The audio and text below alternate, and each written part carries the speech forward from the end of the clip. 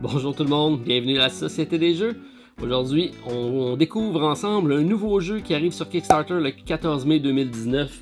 It's a Wonderful World de la boîte de jeu qui nous arrive maintenant avec un jeu de recrutement de cartes, un genre d'engine building avec des illustrations ma foi magnifiques. Alors, si ça vous intéresse, on installe ça, on regarde ça ensemble et je vous dis ce que j'en pense. It's a Wonderful World, c'est parti!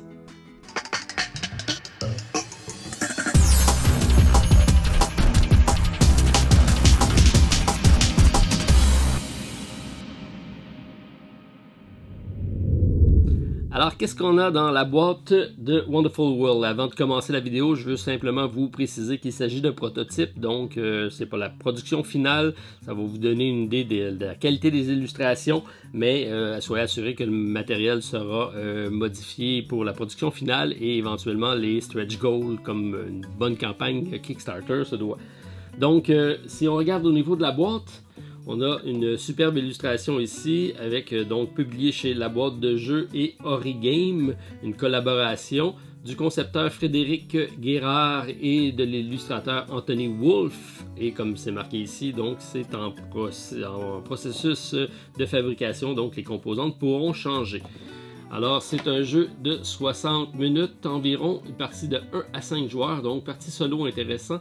Et à partir de 14 ans, c'est un jeu relativement simple à présenter, à comprendre, mais une belle subtilité, belle mécanique de jeu qui en font un gameplay assez stratégique. Alors, si on regarde les composantes du jeu, c'est assez simple, c'est un jeu de cartes, mais un énorme paquet de cartes. On a plus de 150 cartes ici, des cartes de développement qui vont nous permettre de composer notre empire. It's a Wonderful World, nous allons avoir à contrôler une des 5 empires présentes qui se séparent le monde futuriste dans lequel on est. Et on va devoir donc choisir le type de développement que notre empire prendra pour pouvoir prospérer. Allons-nous investir dans les matériaux pour pouvoir faire des développements industriels, à moins qu'on préfère y aller au niveau de l'énergie pour essayer de contrôler les différentes machines qui composeront le monde. Peut-être allons-nous regarder pour investir au niveau de la recherche et développement pour avoir un monde scientifique plus poussé, ou tout simplement y aller du côté financier pour contrôler les différentes ressources qui nous entourent, à moins qu'on décide d'y aller avec de l'exploration au niveau des diverses technologies ou mondes oubliés, côté obscur ou même extraterrestre. C'est ce qu'on va découvrir ensemble. Alors, on va devoir composer avec tout ça pour éventuellement peut-être aller récolter des financiers qui nous rapporteront des points de victoire ou des générales militaires qui également pourront nous rapporter des points de victoire.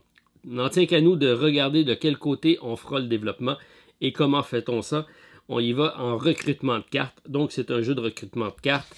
À chaque tour, on distribue une main de 7 cartes. Le jeu se déroule en 4 rondes de jeu, donc c'est assez rapide. On va devoir investir, on va avoir des stratégies à long terme, mais on sait qu'on a seulement 4 tours pour les réaliser, donc le jeu est sur la corde raide tout au long de la partie. On sait que le temps est contre nous et surtout nos adversaires, donc on doit regarder tout ça. Alors on a une main de 7 cartes pour débuter. On va choisir une carte parmi ces cartes-ci. On va la mettre face cachée. On va passer le paquet à notre adversaire. On va tout le monde tourner autour de la table. En même temps, tout le monde va dévoiler sa carte qui aura été sélectionnée. Et on continue l'exercice jusqu'à temps qu'on ait 7 cartes de présenter dans notre secteur de ce qu'on va appeler le draft. Donc on a un secteur de draft. On a ici les 5 peuples qu'on va devoir donc choisir. On a le choix entre la Fédération d'Asie, la Pan-African Union, l'Aztec Empire, le Noram State et la République d'Europe. Donc chaque joueur aura son plateau d'empire et deux côtés, donc un côté A et un côté B. Côté B étant identique pour tous les joueurs, côté A étant asymétrique. Donc chaque peuple aura une façon de partir et des objectifs de victoire différentes. Donc ici, on a les ressources qui seront créées à chaque tour. Donc à chaque tour, mon peuple ici européen va générer 2 ressources matérielles, une ressource d'énergie, une ressource scientifique Et on remarque ici le symbole avec le 1 point de victoire pour chacun des militaires que j'irai chercher. Donc, ça va orienter notre stratégie au niveau de notre développement. Donc, lorsqu'on a notre main de 7 cartes dans notre secteur de draft, on va devoir choisir pour faire notre planification. Et là, on a 2 actions disponibles. On va peut-être mettre des cartes en construction ou on va peut-être mettre des cartes en recyclage pour aller chercher des richesses immédiatement. On a notre carte ici de draft et là, on va décider lesquelles on va garder. Donc, je peux investir ici dans une turbine pour pouvoir générer, avec du matériel pour pouvoir générer de l'énergie. Je peux y aller avec un tank, donc une division lourde de véhicules lourds pour pouvoir faire de l'exploration, parce que ça va générer du bleu, le bleu étant pour l'exploration. Je peux aller investir ici dans un Space Elevator pour pouvoir aller explorer les étoiles, mais tout ça va me rapporter de la finance, donc on va faire de l'argent avec ça. On peut y aller avec des robots assistants. Qui n'a pas rêvé d'avoir des robots assistants pour faire le ménage de notre place? C'est le temps, vous pouvez le faire dans le jeu ici. À moins qu'on décide d'y aller en time travel, ça a toujours fait rêver bien du monde, donc de voyage dans le temps. J'ai des dimensions parallèles ici et j'ai voyage au centre de la Terre pour 15 points de victoire. C'est pas rien, mais on remarque que c'est très dispendieux. Donc, avec les cartes qu'on va avoir choisies, on va décider quel type de construction d'empire on va faire. Et on a une très belle programmation puisque après l'étape de planification vient l'étape de production. Et là, la subtilité du jeu rentre en ligne de compte puisqu'on peut, dans le même tour, recruter, construire et produire multiples fois. Donc, il y a une belle séquence de planification à faire. Donc, dans le cas présent, si je décide de garder ma turbine ici qui va me permettre de générer de l'énergie, l'énergie va me donner un cube noir, donc je pourrais dire je vais garder ma division de tank puisque ça va m'aider pour les tanks. Par contre, je pourrais dire ici, je vais sacrifier mon élévateur puisque tout de suite, j'en ai pas besoin. Donc, je vais le sacrifier, je vais récolter la ressource immédiate qui est ici. Donc, l'icône qui est complètement à droite va être une ressource instantanée qu'on va générer. Donc, on met ça de côté ici et on va prendre un cube noir. Les cubes, lorsqu'on les récupère, il faut immédiatement les mettre sur les cartes. Donc, soit sur une carte en construction, soit sur notre empire et qui va devenir dans notre espace de transformation. Parce que j'ai différentes ressources ici. Ce que je ne vous ai pas dit, c'est lorsqu'on va mettre des cubes dans notre secteur de transformation, soit parce qu'on ne peut pas les mettre sur nos cartes, ou soit qu'on décide de les mettre là, mais lorsqu'on en a 5, on va pouvoir le transférer pour une ressource rouge ici, qui se nomme le cristallium. Et le cristallium, la beauté, c'est encore mieux que l'or. Ça remplace n'importe quelle ressource. Tout le monde court après ça.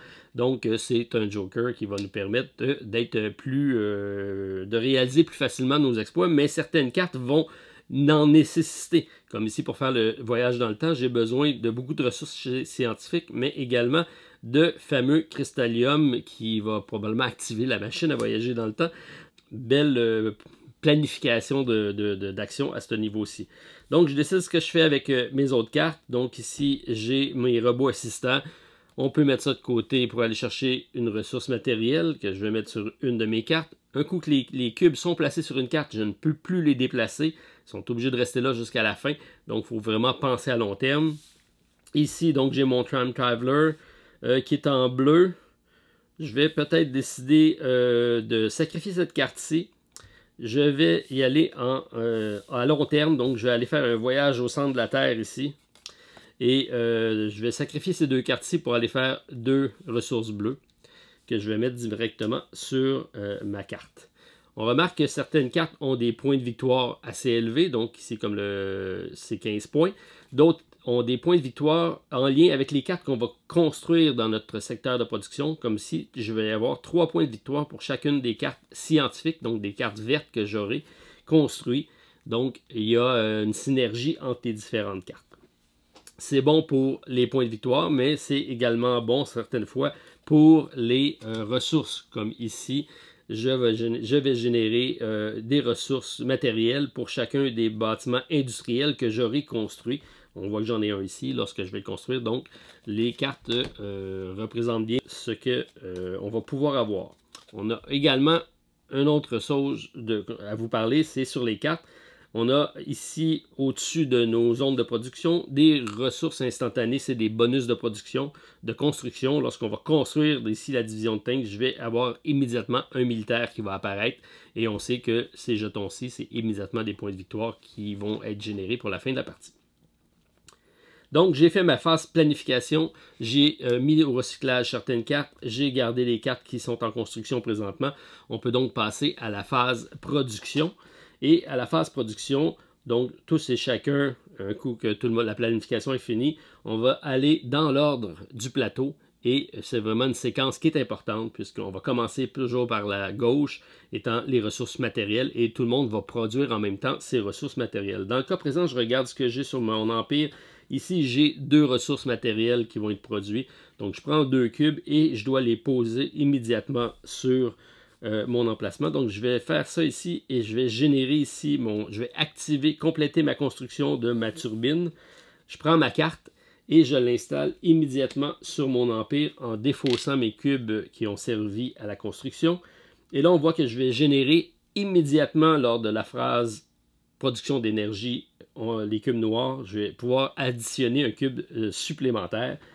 Donc, on regarde ensuite tout le monde autour de la table et s'il y a une majorité, s'il y a une personne qui est majoritaire dans la production de cubes, il va bénéficier du bonus ici qui est la suprématie. Donc, ceux qui produisent le plus lors du round, de chacune des rondes, le plus de ressources, dans le cas ici des matériaux, il va récupérer un financier.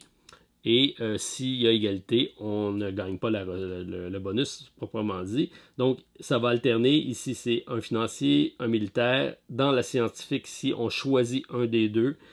Parce que certaines actions vont donner des bonifications, comme dans mon cas ici. Moi, j'ai tout intérêt à aller chercher des généraux, puisque j'ai des points bonus pour les généraux. Donc, si je suis ici, je vais probablement y aller avec le général.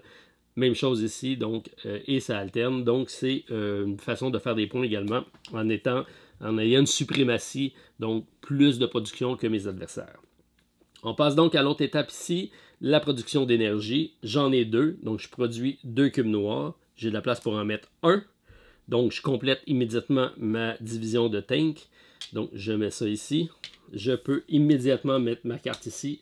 Et là, on remarque que j'ai un bonus. Donc, je me prends ici un jeton de militaire général qui va arriver ici dans ma section. Donc, j'ai un bonus. Et je vais maintenant produire un cube bleu qui va être encore dans le même tour. Donc, on voit qu'il y a vraiment une synergie. Par contre, ici, mon cube noir, je ne peux pas le mettre. Je vais le mettre ici dans mon secteur en transformation. Lorsque j'en aurai 5, je pourrai le transformer contre un cristallium. On passe à ressources vertes. Ici, j'en produis un. J'ai pas de place pour le mettre. Donc, toute l'importance d'aller faire une sélection de cartes en lien avec votre production pour être capable de ne pas perdre nos cubes, mais bien de les investir aux bons endroits. Ensuite, j'y vais en ressources d'argent. J'en produis pas, j'en ai pas. Et j'y vais maintenant en bleu. J'en produis maintenant un. Et je vais continuer mon exploration au centre de la Terre. Donc, c'est aussi simple que ça. Et on passe à la ronde 2.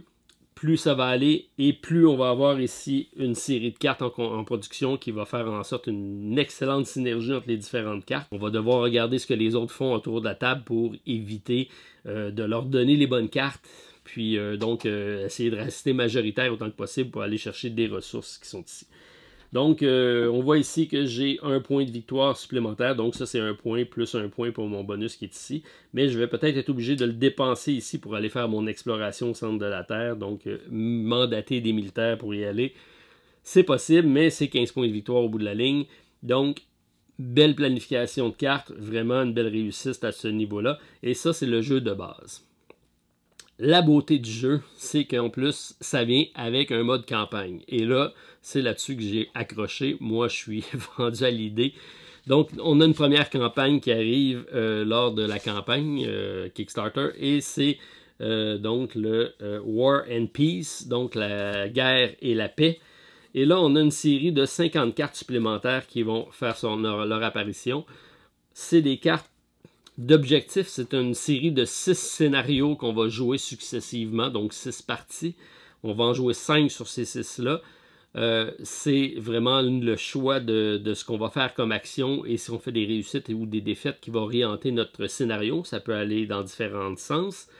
Et c'est des cartes permanentes qu'on va avoir, qu'on va gagner et qui vont rester en jeu pour nous. Donc, c'est vraiment une mini-campagne qui peut être jouée successivement en 5 tours. Donc, ça va de... ici, on a des objectifs communs. Donc, tous et chacun vont mettre des cartes, des ressources sur cette carte-ci pour éventuellement aller compléter et aller composer le conseil. Donc, on a une petite histoire dans le carnet de campagne qui va dire qu'est-ce qu'il y en est. On pourra éventuellement devenir soit le président, soit un membre du conseil, si on gagne ou pas la partie. Ensuite, on ira peut-être pour aller ériger des statues commémoratives de la guerre, puisqu'on sort d'une période de guerre, on essaye de construire la paix. Ça ne sera pas toujours facile. Alors, les différentes actions qu'on fera vont nous orienter à savoir si on s'en va vers la paix durable ou vers une nouvelle guerre planétaire. Et en plus, la beauté, c'est qu'à la fin, récompense, on a un pack, donc un booster pack qui va bonifier notre jeu. Bien hâte de voir la campagne si d'autres seront disponibles en add-on ou peut-être en stretch goal. Moi j'ai basculé lorsque j'ai vu le jeu avec le mode campagne. Les illustrations sont superbes. Tout ça se tient bien, mais ça reste très fluide comme jeu.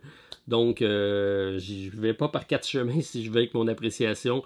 Pour moi, j'adore le jeu. C'est simple, c'est rapide, mais ça reste hautement stratégique. Donc, tout le monde y trouve son compte. Bref, c'est plus qu'un monde merveilleux. C'est It's a Wonderful Game for me. Donc, j'aime beaucoup. Alors, restez à l'affût. Donc, 14 mai prochain sur Kickstarter. Ça s'en vient. Bien hâte de voir qu'est-ce qu'ils vont nous proposer avec la campagne et les différents stretch goals. Donc, It's a Wonderful World à mettre à votre calendrier. Moi, je vais être présent. On se revoit prochainement. Probablement une démonstration d'une partie solo si ça vous intéresse. Répondez au sondage, je mettrai ça en ligne. Puis on pourra peut-être élaborer un petit peu plus sur le mode campagne. Alors, j'espère que vous avez apprécié. Si c'est le cas, pouce en l'air, commentaire à la vidéo. Abonnez-vous si ce n'est pas déjà fait. Et n'oubliez pas de mettre l'icône pour la notification pour les nouvelles vidéos. D'ici là, on se revoit prochainement pour une nouvelle démonstration à la Société des Jeux. Salut tout le monde, bye!